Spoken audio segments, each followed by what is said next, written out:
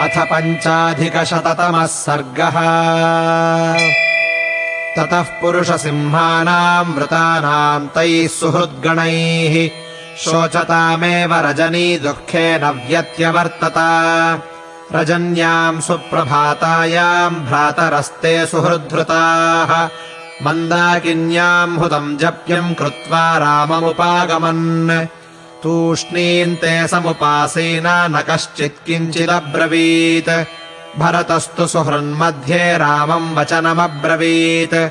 सान्त्विता मामिका माता दत्तम् राज्यमिदम् मम। तद्ददामि तवैवाहम् भुङ्क्ष्व राज्यमकण्टकम्।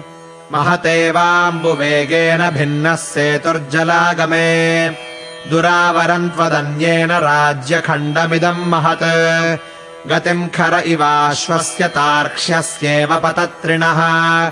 अनुगन्तुम् न शक्तिर्मे गतिम् तव महीपते। सुजीवम् नित्यशस्तस्य यः परैरुपजीव्यते। रामतेन तु दुर्जीवम् यः परानुपजीवति। यथा तुरोपितो वृक्षः पुरुषेण विवर्धितः। ह्रस्वकेन दुरारोहो रूढस्कन्धो महाद्रुमः। स यदा पुष्पितो भूत्वा फलानि न विदर्शयेत्। सताम् नानुभवेत् प्रीतिम् यस्य हेतोः परोपितः।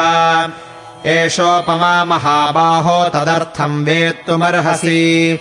यत्र त्वमस्मान् वृषभो भर्ता भृत्यान्न शाधिः। श्रेणयस्त्वाम् महाराज पश्यन्त्वग्र्याश्च सर्वशः। प्रतपन्तमिवादित्यम् राज्यस्थितमरिन्दमम्। तथानुयाने काकुत्स्थमत्ता नर्दन्तु कुञ्जराः। अन्तः पुरगता नार्यो नन्दन्तु सुसमाहिताः। तस्य साध्वनुमन्यन्त नागरा विविधा जनाः।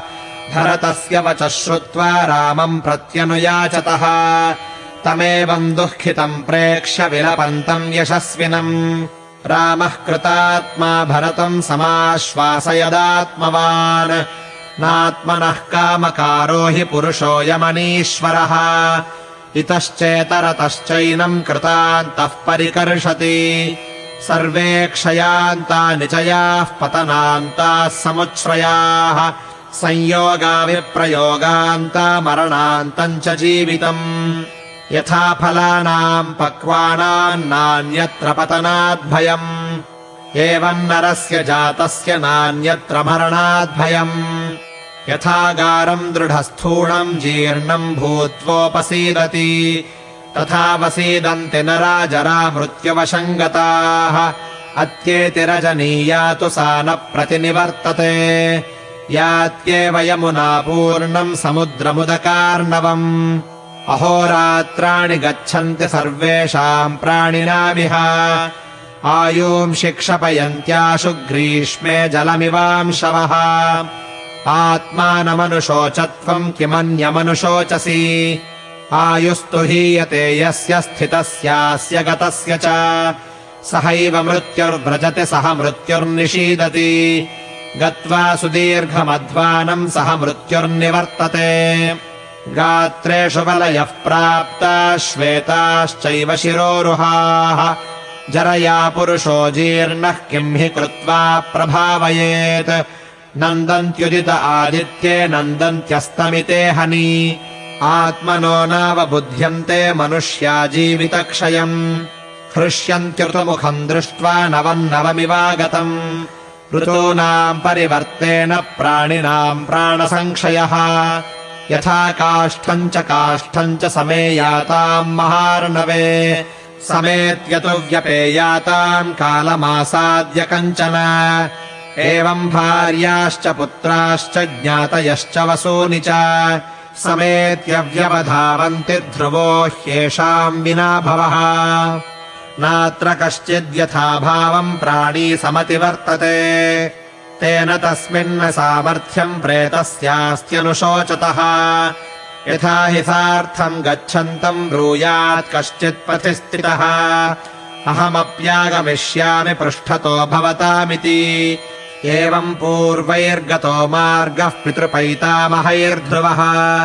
तमापन्नः कथम् शोचेद्यस्य नास्ति व्यतिक्रमः वयसः पतमानस्य स्रोतसो वा निवर्तिनः आत्मा सुखे नियोक्तव्यः सुखभाजः प्रजा स्मृताः धर्मात्मा सुशुभैः कृत्स्नैः क्रतुभिश्चाप्तदक्षिणैः धूतपापो गतः स्वर्गम् पिता नः पृथिवीपतिः भृत्यानाम् भरणात् सम्यक् प्रजानाम् परिपालनात् अर्थादानाच्च धर्मेण पिता नस्त्रिदिवम् गतः कर्मभिस्तु शुभैरिष्टैः क्रतुभिश्चाप्तदक्षिणैः स्वर्गम् दशरथः प्राप्तः पिता नः पृथिवीपतिः इष्ट्वा बहुविधैर्यज्ञैर्भोगांश्चावाप्य पुष्कलान् उत्तमम् चायुरासाद्य स्वर्गतः पृथिवीपतिः आयुरुत्तममासाद्य भोगानपि च राघवः न सशोच्यः पिता तातः स्वर्गतः सत्कृतः सताम् सजीर्णमानुषम् देहम् परित्यज्य पिताहिनः दैवीमृद्धिमनुप्राप्तो ब्रह्मलोकविहारिणी तम् तु नैवम् विधः कश्चित् प्राज्ञः शोचितुमर्हसि त्वद्विधो मद्विधश्चापि श्रुतवान् बुद्धिमत्तरः एते बहुविधाः शोका विलापरुदिते तदा वर्जनीया हि धीरेण सर्वावस्थासु धीमता सस्वस्थो भवमाशोको यात्वा चावसताम् पुरीम् तथा पित्राणि युक्तोऽसि वशिना वदताम् वर यत्राहमपि तेनैव नियुक्तः पुण्यकर्मणा तत्रैवाहम् करिष्यामि पितुरार्यस्य शासनम् न मया शासनम् तस्य त्यक्तुम् न्याय्यमरिन्दम सत्त्वयापि सदा मान्यः स वै बन्धुः स नः पिता तद्वचः पितुरेवाहम् सम्मतम् धर्मचारिणाम्